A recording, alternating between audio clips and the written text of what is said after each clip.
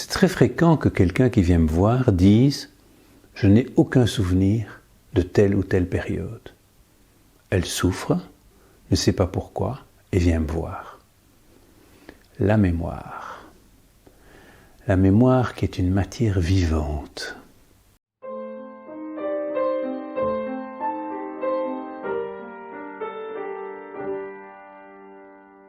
Si certaines personnes ne se souviennent pas de morceaux de leur vie, d'autres s'en souviennent.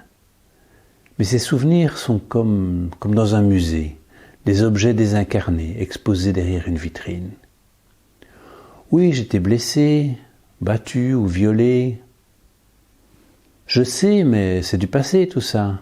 Maintenant je suis adulte, je dois aller de l'avant. Mais cette personne ne va pas de l'avant, elle tourne en rond. Et c'est pour ça qu'elle vient me voir. Il y a des milliers de manières de parler de la mémoire. Je disais que la mémoire est une matière vivante, oui, mais elle peut geler ou devenir insensible, comme un membre qui aurait perdu toute innervation. Il est là, vivant et mort en même temps. Je pensais à tout ça en lisant le très beau livre de Lola Lafont, « Quand tu écouteras cette chanson ». Dans ce livre où il est beaucoup question de mémoire, elle reprend une phrase de Louise Bourgeois. « La mémoire ne vaut rien si on la sollicite, il faut attendre qu'elle nous assaille. » La mémoire ne vaut rien si on la sollicite. De fait, c'est pas en se creusant la tête que les souvenirs reviennent.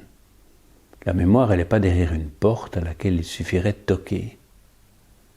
Pourtant, aller à répétition vers des relations qui font souffrir, c'est parfois une manière de solliciter sa mémoire, une manière de retourner vers des lieux douloureux et essayer d'en sortir autrement. Bon, je vais prendre un exemple très caricatural, juste pour me faire comprendre.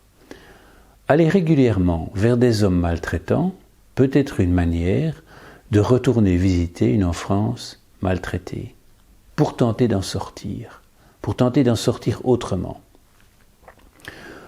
Retenez bien que mon exemple est caricatural parce que notre inconscient, il travaille d'une manière nettement plus masquée.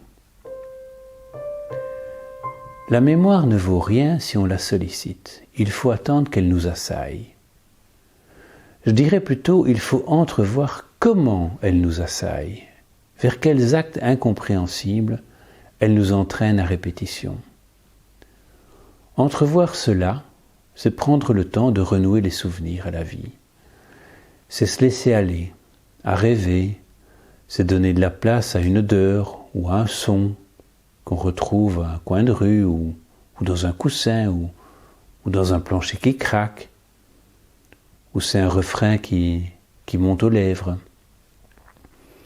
Un très vague souvenir revient, il en entraîne un autre, et peu à peu la mémoire se revivifie, notre histoire se ranime.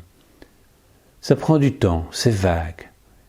On a de la peine à y croire, on a parfois même de la peine à se croire. Je me trompe peut-être, j'exagère. On entend ce genre d'interrogation. Il y a des allers-retours, 2 pas en avant, 1 pas en arrière. C'est parfois exténuant. Un membre mort qui retrouve son innervation peut s'avérer très douloureux, le temps d'être à nouveau pleinement en vie, pleinement en liberté. De la même manière, redonner vie à ses souvenirs peut amener angoisse ou tristesse profonde parfois, justement celle que l'on tentait de fuir.